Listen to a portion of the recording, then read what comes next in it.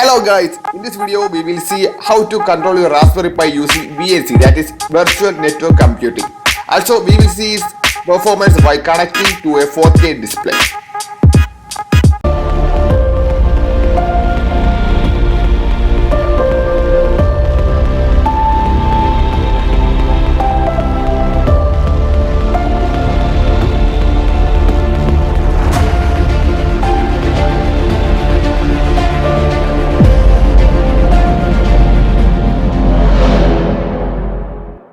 You can connect your Raspberry Pi to monitors like TV or other computer monitors using HDMI cable. And the second option is to use an Ethernet cable for controlling it with a PC. So that you will not need any peripherals like keyboard or mouse to control the Raspberry Pi. You can directly control it using your PC, keyboard and mouse. That is using virtual network computing. And also using VNC, you can control your Raspberry Pi using your mobile phone or any other device using your Wi-Fi. Okay, let's start with how to make your SD card bootable using here Raspberry Pi OS. For this, you need an SD card of minimum 8 GB size and class 10. I recommend you to use class 10, but here I am using class 4. And an adapter for connecting it to your computer for making it bootable or writing the OS. Okay, now just Google Raspberry Pi. Okay, now you get the official site of Raspberry Pi. From there you want to click downloads. Okay, there you have a bunch of options. Raspberry Pi Imager for Windows. Using that Raspberry Pi Imager, we can make our SD card bootable using Raspberry Pi OS. Now you want to download the OS. Here I am using 32-bit Raspberry OS. Okay, for desktop and recommended software. I had already downloaded it. You want to download it. Okay, then you want to install the Raspberry Pi Imager. Okay, and open it.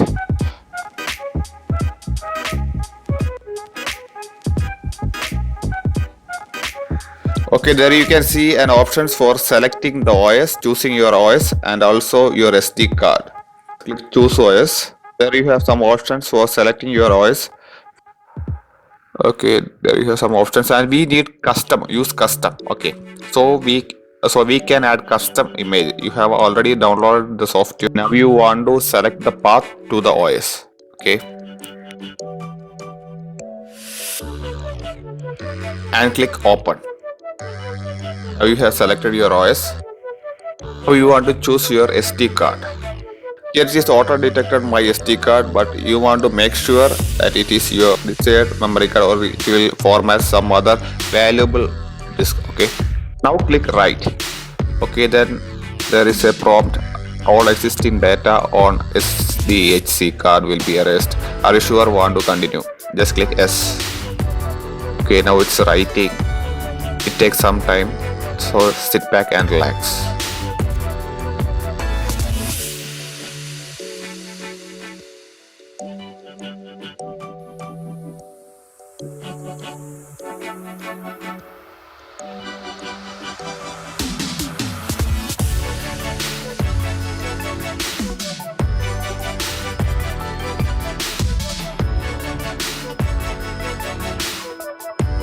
Now the writing is finished and it's verifying.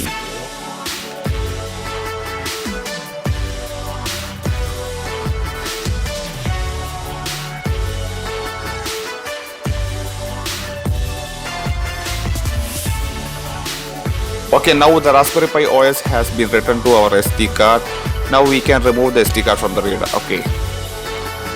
Now you want to put your SD card to your Raspberry Pi's SD card slot. Here I am using 5V 2.4 ampere adapter for powering my Raspberry Pi, but you can use 5V 3 ampere adapter for powering your Raspberry Pi. I recommend you to use Raspberry Pi's official adapter for powering your Raspberry Pi. Raspberry Pi 4 needs USB-C type cable. One side of HDMI cable is micro HDMI cable that I have connected to Raspberry Pi, and the other end is standard HDMI pin that is connected to my TV. You can see here. Okay, now I am going to power on my Raspberry Pi. Okay, now you want to set up your TV according to our settings, that is I had connected to HDMI 1, so you want to set it as 1. Okay, now I am powering on my adapter. Okay, here you can see Raspberry Pi. Yes. Okay, you can see it's 4K TV. Okay, yeah.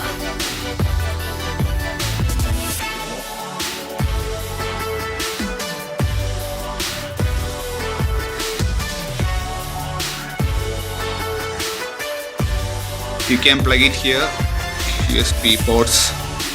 So you can see here the display is very nice. This 4K. Okay, we got two HDMI pins here. I mean two HDMI ports for connecting to two displays. You can see here one I have connected to TV and another one is here.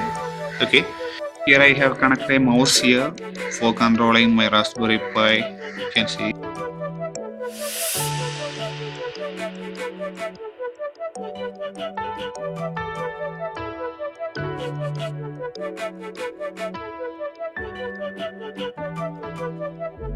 Okay guys, now I am going to show you how to control your Raspberry Pi wirelessly using your mobile phone or laptop or any other devices without using a wired connection like HDMI or Ethernet. That is using SSH and VNC. SSH means Secure Shell and VNC means Virtual Network Computing. To make some changes to the boot file, so I am going to remove the SD card and inserting it to my laptop. First of all, make sure you are connected to a network, that is you are on a hotspot. Internet is not necessary. Note down the network name and the password of your Wi-Fi. Okay, now you want to open your SD card and just copy paste the WPS applicant file. That is a configuration file to your SD card. I had given the link of supplicant file in the description. You can fetch it from there. Now open that file in a text editor. Here I am using Notepad++, but you can use just Notepad. And you can see their SSID and PSK. Here I am given my username and password. Network name and password, but you want to change it to yours. Okay, now just save it and close. Now we want to add an SSH file to our SD card. That is a plain file without any extension. Just click on the view option on the top of your window, and from there you can see file name extensions. Just check that option. Then you can see extension of each and every file. Now you just right click and select create new text document. Now just type SSH. Okay, and just delete .txt extension. Okay, there you get a prompt. Are you sure you want to change it? Just click yes. Just open the command prompt from Windows. Type ipconfig.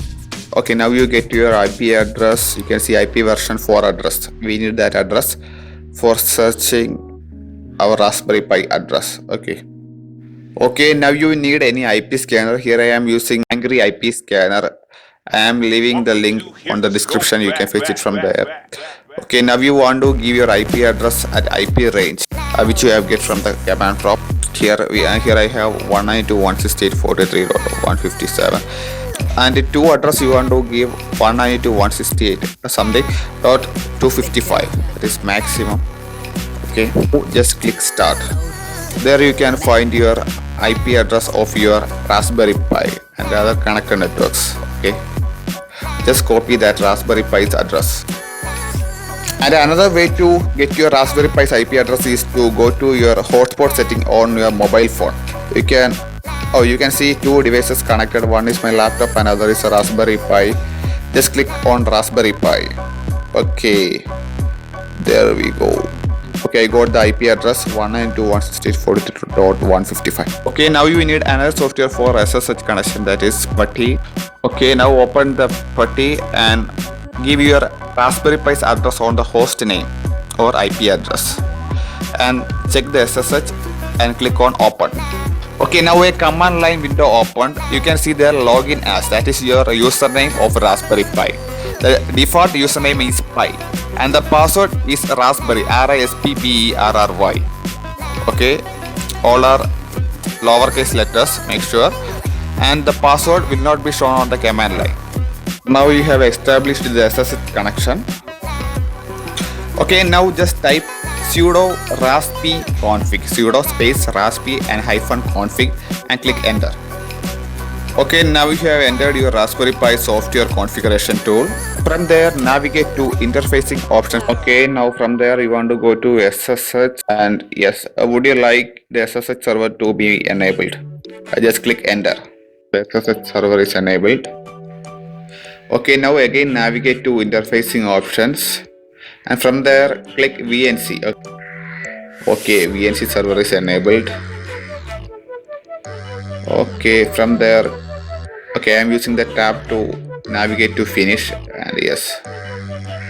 Okay, now you need another software that is VNC Viewer, but you can use any other softwares like remote desktop connection in Windows. But here I am using VNC Viewer. Just open that VNC Viewer. Okay, there you want to give your Raspberry Pi's IP address. Okay, and just click enter. So now it's connecting to yes, we got it.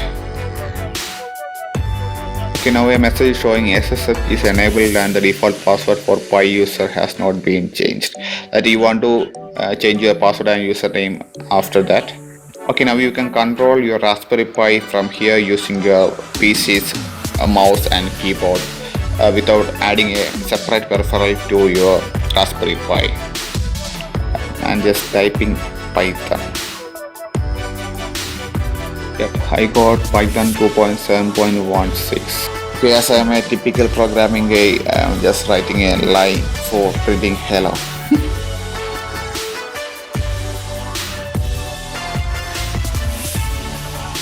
And another 2 lines for printing the sum of 2 numbers. Yep, you got it. Okay, now I am going to connect my mobile phone to Raspberry Pi. Okay, from the mobile phone also you need a software for remote desktop connection. Here I am using VNC Viewer. Go to your Play Store and download the app, that is VNC. I have already downloaded it, so I am opening it. Okay, just click that plus button so you can add a new connection. Just give your Raspberry Pi's address on. You can give a name to your connection, that is maybe Pi. But here I have already logged to my Raspberry Pi, so I am just connecting directly. Okay, from there you want to give your username and password of your Pi, that is Pi and Raspberry. And yes, we got it. Okay, I have 2 options to control your Raspberry Pi from mobile, that is mouse and keyboard. You can switch between them.